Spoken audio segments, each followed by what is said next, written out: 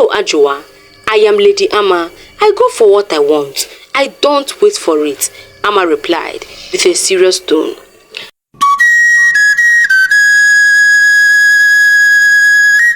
Growing up, Ama carried herself like a queen. She would always see herself as superior to others. She didn't brag or shout about it, but in the way she acted, you could see it. Ama was not the only child.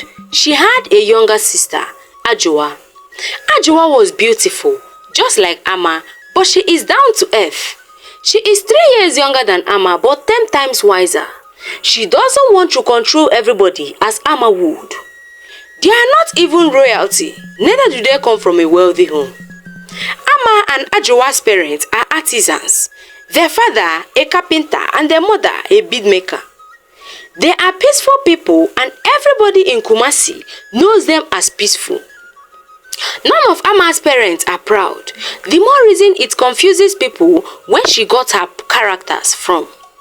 When Ama turned 18, the whole neighborhood changed her name from just Ama to Lady Ama. Everybody in her neighborhood started calling her Lady Ama, and soon the praise entered her head. Ama does things at her own convenience. She doesn't care about anyone's schedule or rules, and she didn't stop there. She would control others either by force or by choice, whichever way. When Ama turned 25, she became worse. She was controlling, rude, and nonchalant. She was very beautiful, yes, but also very rude. Soon, men joined in the queue of those Ama controls. Whenever a man asked her out, she would ask them, "Are you sure you can date me? I am not your regular Kumasi girl. I am Lady Ama." And the men would always try their best to please her, but none of them last with Ama, as they would always run for their lives. It was no longer news, as words had spread like wildfire about the return of Kwame Ado, who had returned from Accra. He left Kumasi as a teenager and with nothing but determination, and he returned with confidence in his steps and success written all over him, driving a car that turned heads at every corner. Ama, just like every other lady in Kumasi, wanted to be beside this successful man as his partner. So, she told Ajoa about her plan, after having their dinner of fufu and light soup. "Sister Ama, is it not better you let him choose who you want instead of going to him?" Ajoa said with concern. "No, Ajoa, I am Lady Ama. I go for what I want. I don't wait for it," Ama replied with a serious tone. Ajoa, not knowing what else to say, decided to let her be.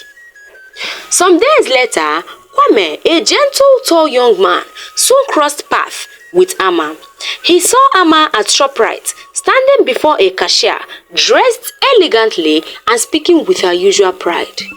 The moment his eyes landed on her, he felt attracted to her and went over to where she stood. "Hi, let me pay for you," he said to her, smiling.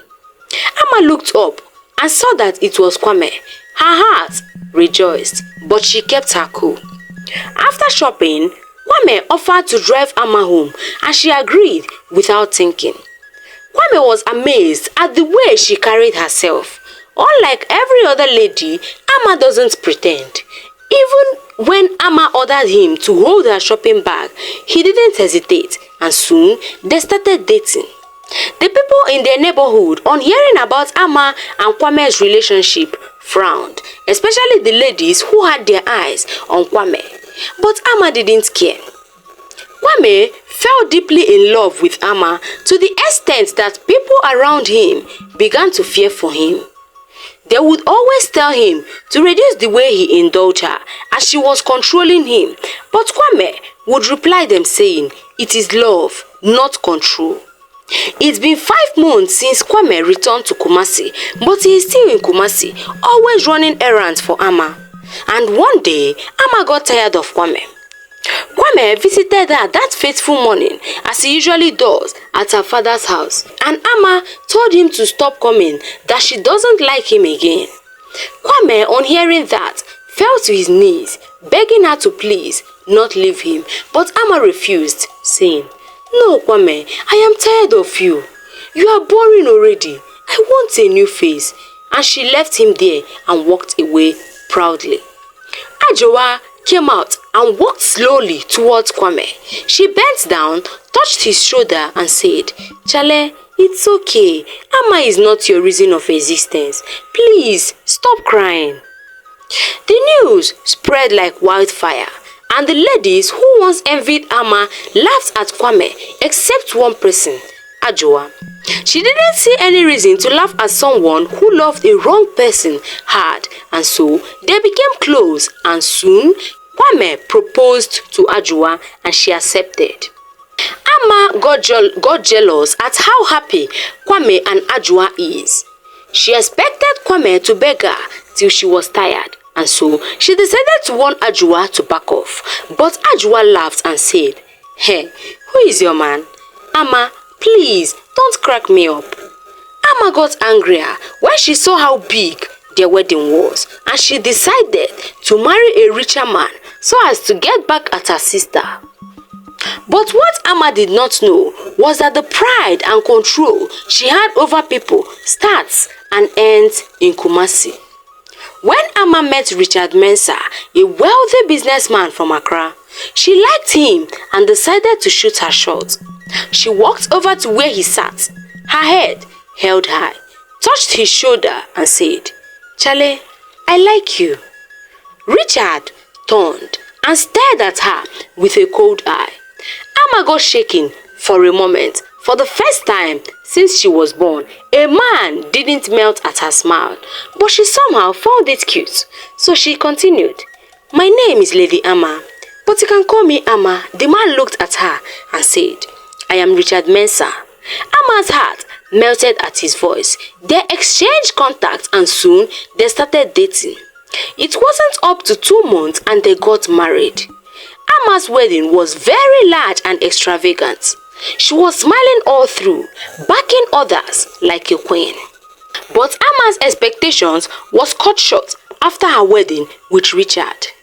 It started on the morning after her wedding. Ama was still sleeping when Richard woke her up to go and prepare his breakfast for him.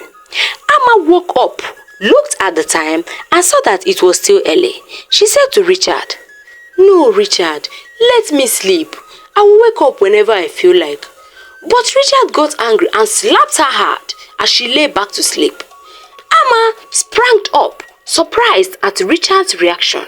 She wanted to speak, but saw that Richard was looking so angry. She swallowed her words and walked out of the room, crying. This continued in Ama and Richard's union, and soon Ama, the queen of Kumasi, the almighty Lady Ama who controls people, was finally being controlled.